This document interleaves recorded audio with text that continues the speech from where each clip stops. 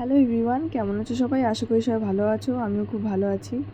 তো অনেক দিন পরে বাড়িতে আসলাম, আর দেখো বাড়ির অবস্থাটা দেখো কত সুন্দর করে রেখেছে তোমাদের দাদা ভাই। ঘরের অবস্থা এমন দেখে তোমার পুরো মাথা খারাপ হয়ে গেছে যে কোথা থেকে শুরু করব। তার আগে ভেবে নিলাম যে একটু চিপস খেয়ে এনার্জি বাড়াই নিই, তারপরে কাজ শুরু করবো। তো প্রথমে আলনাটাকে ভালো করে মুছে নিলাম, কারণ আলনার মধ্যে সবার আগে জিনিসপত্র রাখবো না। সবার আগে বিছানায় নিয়ে গেছি সব জামাকাপড় যা ছিল, এমনি তো ছিলই না আলনার মধ্যে, সব বিছানার উপরেই ছিল। তো সেগুলো যতটুকুই ছিল আমি বিছানার উপর নিয়ে ভাবলাম যে ভাঁজ করে নিয়ে আগে এক এক করে, তারপরে আলনার মধ্যে সুন্দর করে গোছায় গোছায় রাখবো। আর এমনভাবেই আমার কাজ করতে বেশি সুবিধা হয়। আর কতদিন ধরে কত গরম দিয়েছে বলো, আর এই গরমের মধ্যে থাকা যাচ্ছে না। হঠাৎ করে আমার মনে পড়লো যে ঘরের মধ্যে তো এসি আছে, এসিটা চালাইনি, তারপরে কাজ করি। তারপরে গিয়ে এসিটা চালায় আসলাম, তারপরে রুমটা একটু একটু করে ঠান্ডা হচ্ছে আর কাজ করতে বেশ আরাম লাগছে।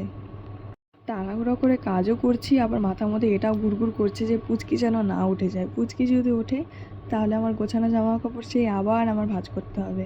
আর এই তাড়াহুড়ো করতে গিয়ে দেখো কী হলো, আমার নখটা ভেঙে গেল। একদম আলনার মধ্যে লেগে নখটা পুরো ভেঙে গেল। তো যাই হোক, সেই নখ ভাঙা নিয়ে এখন বসে থেকে লাভ নেই, কাজ তো করতেই হবে বলো। তো যেগুলো গোছানো হয়ে গেছে জামা কাপড়, সেগুলো নিয়ে গিয়ে আমি এখন আলনার মধ্যে সুন্দর করে রাখবো। তো এখানে আমার মোটামুটি গোছানো কমপ্লিট, কিন্তু কিন্তু এখনও শেষ হয়নি জামা কাপড়। তোমাদের দাদা ভাই আমি একদিন বলেছিলাম যে আমি পুচকি কম জামা কাপড় এনেছি, কয়েকটা জামা কাপড় এনে দাও। তো দেখো কত জামা কাপড় এনে দিয়েছিল, মানে একটা দুটা বলেছিলাম, সব ঘরের মধ্যে যত জামা কাপড় ছিল পুচকি সবগুলো প্রায় এনে দিয়েছিল আমাকে। তো এগুলো এখন ভাঁজ করতে হবে। তো আলমারির অবস্থা তো দেখি আরও খারাপ। ভাবছি আলমারিটার মধ্যে দেখি যে আলমারিটার মধ্যে পুচকি জামাগুলো ভাঁজ করে রাখবো। তা আলমারিটা খুলে দেখি ওটার অবস্থাও খারাপ করে রেখেছে।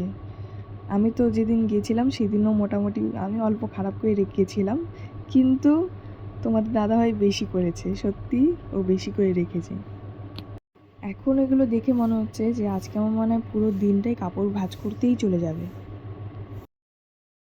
তো যাই হোক, যতটুকু মানে অগোছলো আছে ততটুকু তো গোছাতেই হবে। তো ভাবলাম ততটুকু করেই আজকের জন্য ছেড়ে দেবো, পরে নেক্সট দিন আরও ভালো করে গুছিয়ে রাখবো। কারণ একদিনে সম্পূর্ণটা ভাঁজ করা আমার পক্ষে সম্ভব হবে না, কারণ বাচ্চাটাকে স্নান খাওয়া দাওয়া করাতে হবে, তাই অনেক দেরি হয়ে যাবে। তো আজকে যতটা পারবো করে রাখবো। এত কাপড় ভাঁজ করার পর মনে হচ্ছে যে এগুলোকে ম্যাজিক করে আমি কোথাও পাঠাই দিই। তো ম্যাজিক তো করতে পারবো না। যাই হোক, কাপড় এখানে ভাঁজ করা হয়ে গেছে কমপ্লিট। পুচকি জামা কাপড় দেখো কত সুন্দর লাগছে। তো তারপরে ভাবলাম যে পুচকিকে স্নান করে ভাত খাওয়াই দিই। আর এই যে পুচকির খাওয়া রেডি। যা। তো ফাইনালি এত কষ্টের পর কিন্তু ঘরটাকে আবার ঘরের মতো করে তুলতে পারলাম। তো কাজ কমপ্লিট হয়ে গেছে। তো আজকে ভিডিওটা এখানেই শেষ করলাম, দেখা হচ্ছে নেক্সট ভিডিওতে। ভিডিওটা যদি ভালো লাগে তাহলে অবশ্যই লাইক কমেন্ট করে দিও আর আমাকে ফলো করে দিও। টাটা আজকের জন্য।